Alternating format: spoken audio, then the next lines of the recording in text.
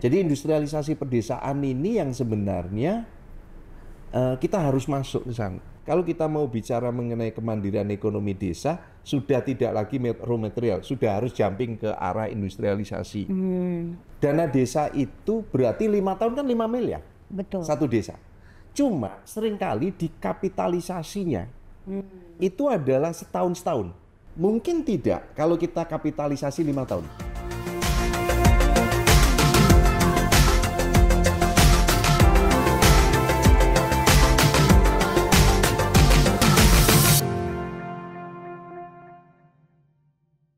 Like, comment, and share video ini ya teman-teman. Dan jangan lupa subscribe channel ini, karena akan ada banyak video menarik ke depannya. Assalamualaikum warahmatullahi wabarakatuh. Salam sejahtera dan salam sehat buat kita semua.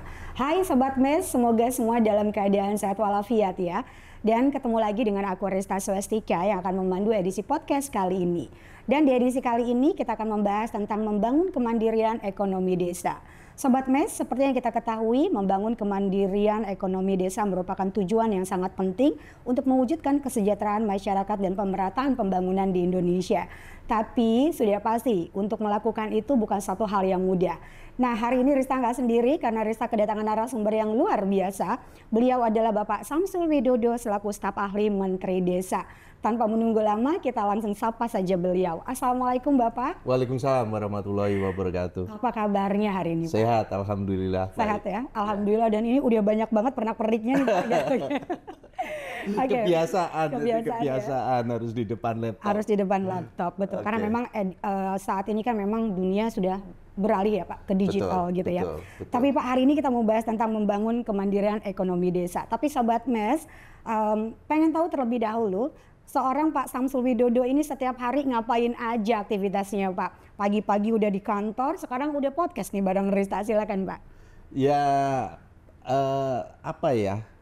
Kalau staf ahli menteri itu kan sebenarnya tidak eksekutif ya, jadi dia tidak mengeksekusi.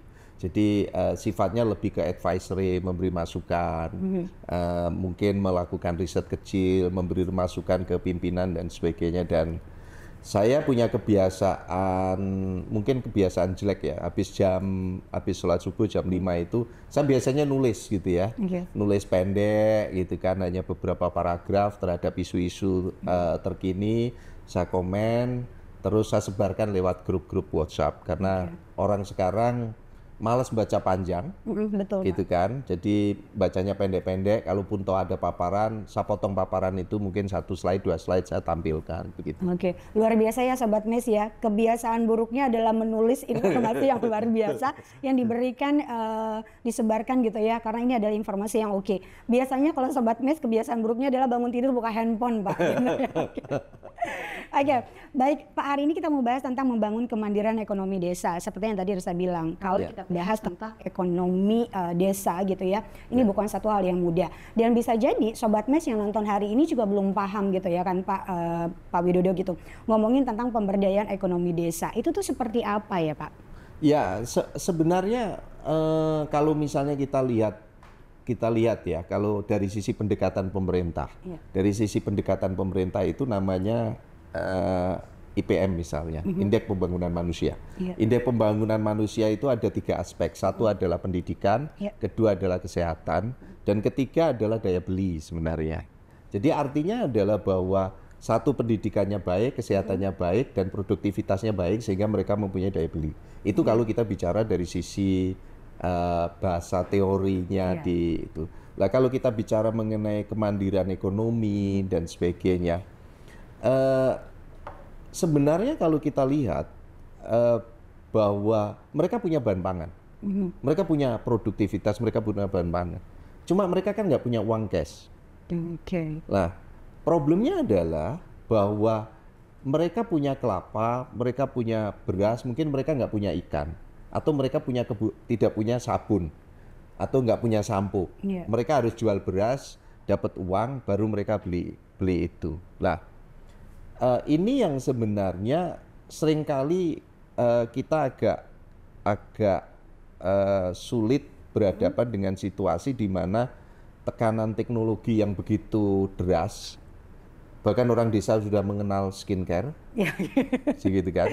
Padahal saya ingat waktu kecil itu kita mengenal yang namanya bedak beras. Bedak beras, betul. Gitu.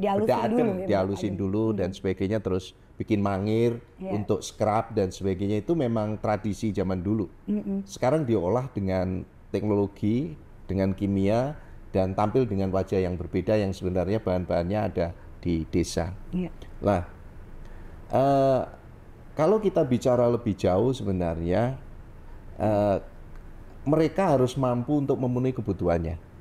Memenuhi kebutuhannya itu satu adalah mungkin bahan baku, kedua adalah produktivitas mereka harus mampu mereka memenuhi kebutuhan-kebutuhan mereka. Cuma kan seringkali kebutuhan ini melompat jauh gitu ya. Betul. Melompat jauh gitu, karena itu yang seringkali orang-orang desa agak kaget-kaget. Oke, tapi Pak, pertanyaannya kan gini, kan tadi ada 3 aspek gitu kan ya, yang menjadi poin penting untuk kita perhatikan gitu. Nah, balik lagi, upaya apa sih yang kita lakukan untuk meningkatkan kesejahteraan untuk di 3 aspek tadi gitu ya, melalui pemberdayaan ekonomi desa ini nih Pak Widodo? Kebetulan saya bekerja untuk desa itu dari tahun 94. Jadi waktu saya kuliah lulus tahun 92, saya sempat kerja di Bandung di proyeknya Bank Dunia 2 tahun. Habis itu saya masuk Bappenas tahun 94. Saya bekerja dengan timnya Prof. Mubiarto, dengan Prof. Gunawan Sumodiningrat, waktu itu mengerjakan proyeknya yang namanya Impres Desa Tertinggal. Impres Desa Tertinggal. Jadi Impres Desa Tertinggal itu kita memberi dana pada saat itu 20 juta untuk modal usaha. 20 juta, tapi bisa dibayangkan kurs pada saat itu mungkin baru Rp750 ya, kalau nggak Rp1.000. Jadi hampir sama dengan nilai uang sekarang kan bisa dibandingkan. Lah, kenapa diberi modal? Terus pada saat itu sekitar tahun 95-96 itu kita menyadari, waktu itu saya ikut terlibat secara langsung menyadari bahwa masalahnya jangan-jangan di infrastruktur. Pada saat itu muncullah proyek infrastruktur ke desa untuk desa-desa tertinggal. Satu desa itu dibeli 150 juta untuk desa-desa tertinggal, bisa untuk jalan, irigasi, apa dan sebagainya.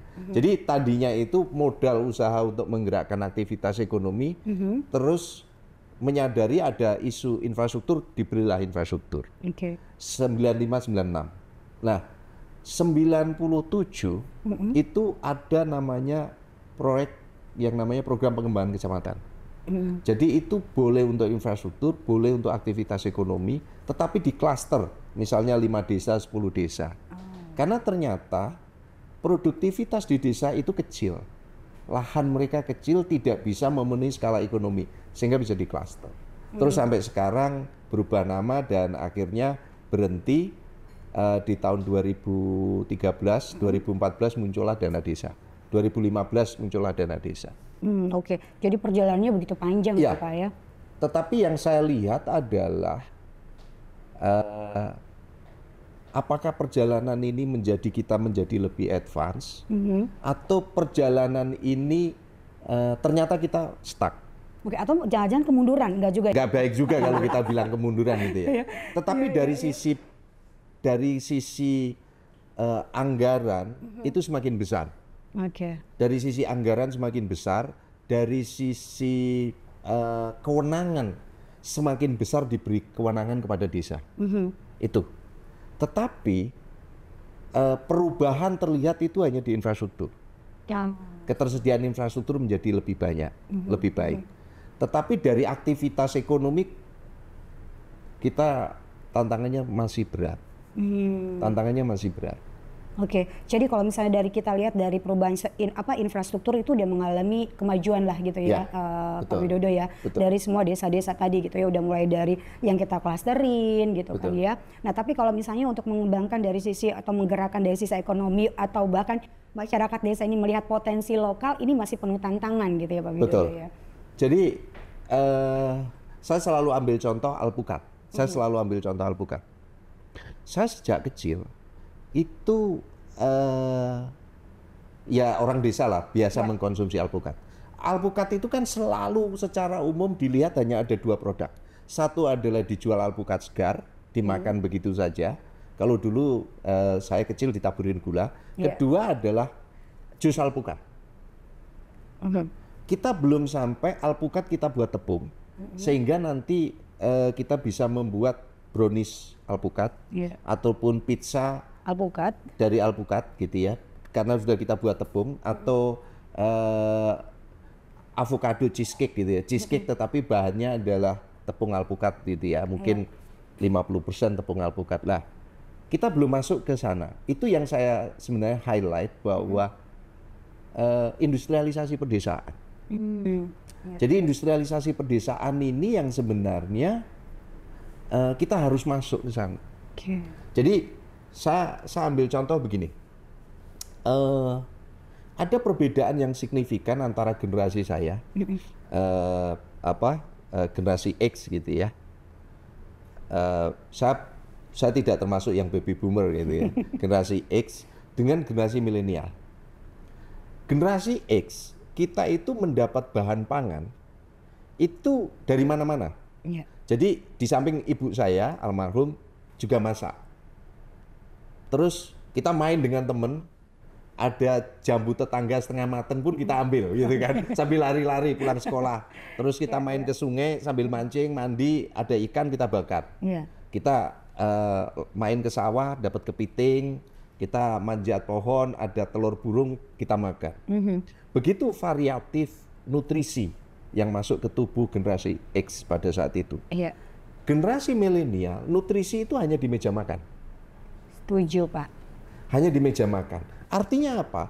Ini kan menjadi peluang sebenarnya bagaimana produk-produk desa itu bisa tersaji menjadi lebih indah dan lebih keren di atas meja makan. Berarti kan industrialisasi. Iya. Kalau sekarang di jaringan toko retail, kita nggak usah sebut merek gitu ya, yang mat-mat itu, saya sangat terkejut karena sekarang sudah ada namanya nasi goreng teriyaki beku. Harga 27.000 dan sebagainya. Saya kalau memberi kesimpulan nanti saya dikomplain oleh generasi milenial. Generasi milenial itu cenderung nggak bisa masak, tapi bisa ngangetin. Berarti kan frozen food ya. Frozen food. Nah makanya sebenarnya sekarang sudah ada frozen food, pisang goreng frozen food. Bubur ayam, Pak. Bubur ayam, nasi. Gitu kan, nasi teriyaki macam-macam dan sebagainya. Jadi artinya adalah kalau kita mau bicara mengenai kemandirian ekonomi desa, sudah tidak lagi raw material, sudah harus jumping ke arah industrialisasi. Jadi kelapa itu menjadi bahan bakunya sabun. Orang desa bagaimana bisa produksi sabun? Industrinya di desa, bahan bakunya ada kelapa. Bisa minyak goreng, terus bisa macam-macam. Bahan baku skincare sebagian juga dari minyak kelapa, gitu kan, dan sebagainya. Lah, ini yang sebenarnya harus kita dorong supaya kita tidak ketinggalan. Oke, Pak, ini menarik sekali gitu ya. Kalau misalnya tadi teman-teman untuk meningkatkan kemandirian ekonomi desa, salah satunya adalah karena memang belum bisa mengoptimalkan potensi dari produk-produk lokal sendiri gitu ya. Jadi memang harus diperkuat dari sisi industrialisasinya gitu ya. Tapi permasalahannya Pak, kalau misalnya kita ngomong untuk memperkuat industrialisasinya ini, tantangan terberatnya apa Pak yang harus kita hadapin ya? Hari ini pagi tadi saya nulis mengenai akan muncul e-commerce baru dari Cina yang mereka itu M2C, jadi manufacture to consumer. Jadi kan bukan business to consumer, bukan B2C. Jadi dia itu meng-onboarding langsung dari pabrik, tanpa reseller, langsung ke konsumen. Pasti harganya jauh lebih murah. Betul. Dan dia sudah mengalahkan Alibaba dan JD di Cina. Dan anehnya, kantor pusatnya di Boston, di Amerika. Nah, terus kita bahas mengenai kenapa Cina maju. Dulu semua itu kan kita buruhin gitu ya. Kalau istilah kerennya itu kita subkontraktorkan di Cina. Jadi mulai dari merek sepatu running yang terkenal itu semuanya diproduksi di Cina. Tenaga kerjanya dari Cina, buruhnya di Cina. Jadi bahasa kasarnya itu diburuin ke Cina. Komponen mulai dari BMW, Mercy pun kita buruin sebagian spare partnya di Cina.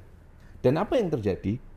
Mereka sudah bisa bikin produksi karena dia tahu dia yang produksi, karena dia tenaga kerjanya, dia tahu mesinnya, dan sekarang adalah mereka bangkit dari pengetahuan-pengetahuan itu. Nah, balik lagi ke kita. Terus gimana nih kita? Apakah UMKM kita itu masih kita ajarin bikin keripik, atau kita jumping gitu kan? Kita jumping ke yang lebih advance lagi. Nah, yang saya sering kali terkejut, misalnya saya pernah dampingi perusahaan untuk mengembangkan mete. Yang aneh, Cina itu tidak punya pohon mete, tapi dia punya mesin untuk belah mete. Jadi di kita ini tantangannya sangat berat adalah pada saat kita mau memproduksi sesuatu, kita kesulitan mesin itu di mana. Kita mesti cari siapa yang punya produksi mesin. Tetapi itu terjawab pada saat kita cari ke Cina, semuanya ada, dibuatin tidak terlalu lama. Nah, sehingga kalau kita bandingkan, Cina itu sekarang isunya adalah bagaimana jualan.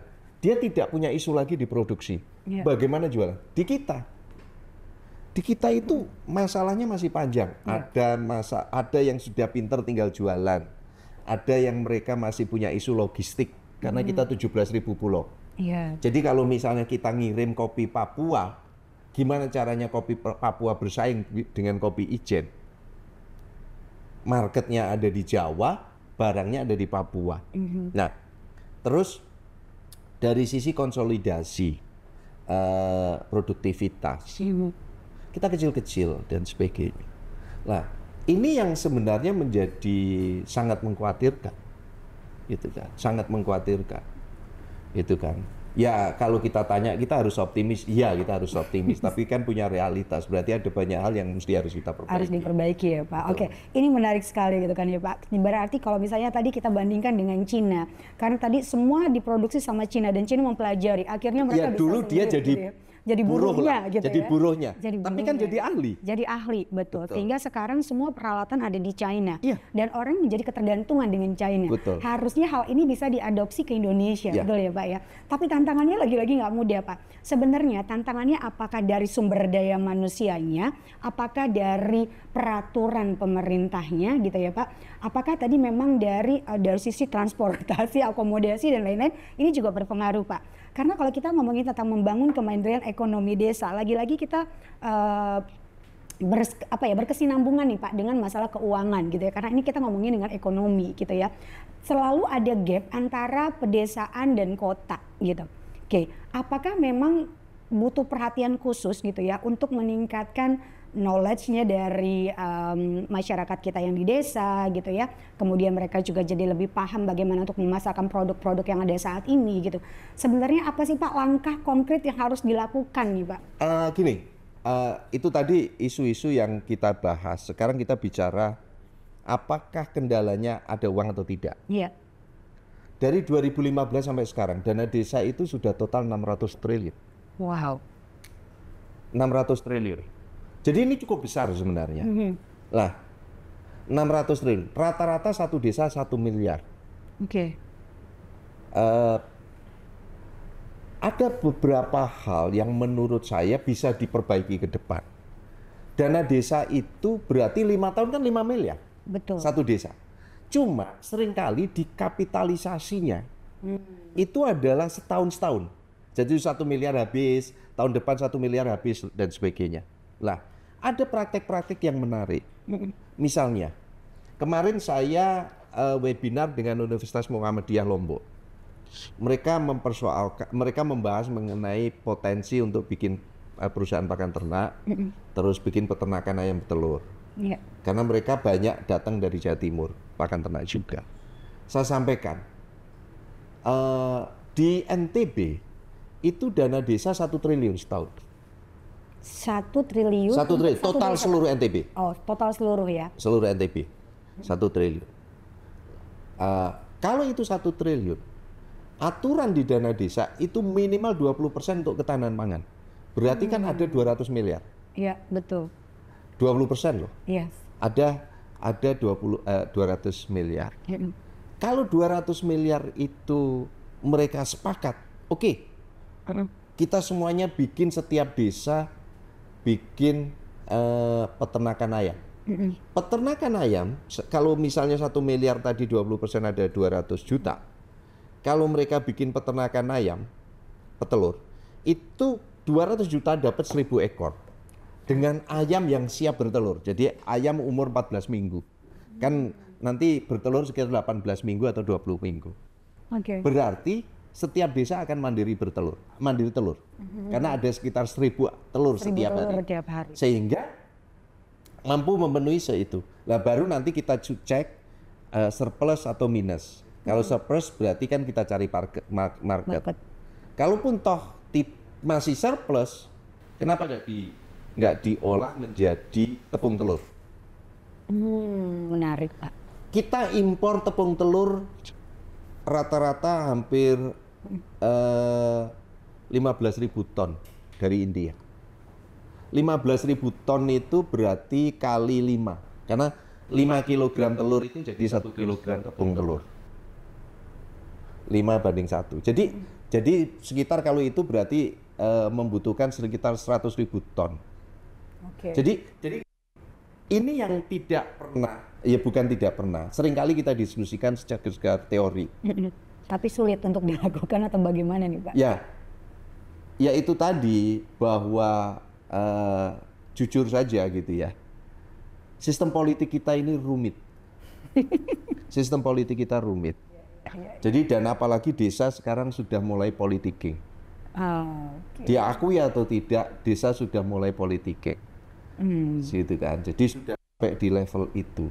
Lah, itu kan menjadi sulit sekali untuk kita bisa mengambil satu komitmen. Betul. Sekarang kita lihat, ini yang saya sampaikan ke teman-teman. Balik lagi tadi kita cerita bahwa kita mengkapitalisasikan hanya setahun. Mungkin tidak kalau kita kapitalisasi 5 tahun. Berarti kalau 5 tahun satu desa dapat 5 miliar. 5 miliar. Kalau 5 miliar, berarti kan kalau itu 20%, berarti kan ada 1 miliar. 1 miliar. Kalau 1 miliar mereka bikin peternakan ayam petelur, berarti kan dapatnya 1.000 ekor. Dapatnya sekitar 5.000 ekor. Karena kan 1.000 tadi 200 juta. 200 juta. Berarti 5.000 ekor. Satu desa punya 5.000 ekor ayam telur. Iya kan? Iya. Dan ini menarik karena apa? Karena nanti tahun depan ada program makan bergizi untuk anak sekolah. Dengan kabinet yang akan datang. Pada saat ada program makan bergizi, kira-kira kita kekurangan telur nggak? Kelebihan telur malah, Pak. Saat ini kalau kita tidak membuat produksi berarti akan kekurangan dan kita akan impor telur. Betul. Termasuk mungkin kita akan kekurangan ayam. Karena yang tadinya tidak makan ayam, jadi makan ayam. Jadi makan ayam karena ada program itu. Iya. Nah, berarti kan, ini yang sebenarnya saya juga tidak tahu harus kemana gitu ya. Yang saya lakukan adalah ya saya tulis, saya posting, saya kirim ke teman-teman saya di Bappenas, saya kirim ke teman-teman di Kementerian Desa, ke kementerian-kementerian lain gitu kan. Tapi tidak melihat bahwa mempersiapkan ini di level desa secara sistematis untuk menyongsong bagaimana desa nanti ambil peran signifikan untuk mempersiapkan makan siang bergizi. Karena produk di desa, makanya sebenarnya kalau kita tadi bicara mengenai industrialisasi pedesaan, jangan-jangan ini nanti menjadi momentum dan kesempatan bangkitnya industrialisasi pedesaan karena konsumennya adalah ada anak sekolah yang menerima makan siang bergizi. Jadi gini, mereka kan pasti akan butuh sosis. Jadi nggak mungkin dong anak makan siang bergizi ini di Jawa Timur dikasih rawon setiap hari. Iya, bosan nanti ya, Pak. Jangan-jangan mereka nggak mau masuk sekolah karena kenapa nggak masuk sekolah? Dikasih makan rawon. Oh ya, dikasih makan rawon terus setiap hari kan terintimidasi gitu ya.